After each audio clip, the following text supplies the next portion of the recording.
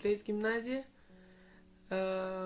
Začetek nastopanja Zvezdosledi, pa vse, kar smo delali z našim razredom, ki je bil en tak najbolj možen posrečen razred.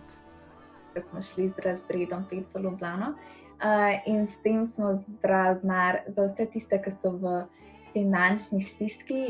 Najbolj vesel dogodek Želimlah je prihod prvošolcev, najbolj žalosten pa odhod maturantov. Predbožičnega časa, potovanja, so dogodki, ki se zgodijo v razredu, ki te ganejo, ki te razveselijo. Potovanje v Španijo in Francijo.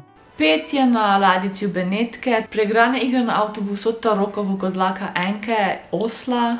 Še posebej pa potovanje na Irsko, ki je bilo res zakon, res lepo. Kaj pa bi rekla presenečenje, ki so mi ga pripravili moji dijaki. Sem zakorakala enkrat v razred, ki je bil popolnoma prazen. Prišla do okna, ki je bilo odprto, ki so v tistem trenutku začeli peti pod oknico.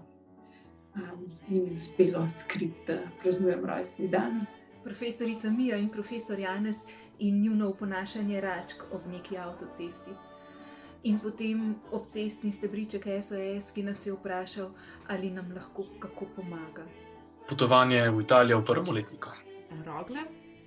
To je športno tekmovanje v zadnjem letniku, kjer smo končno po 4 letih borbanja osvojili prvo mesto v odbojki.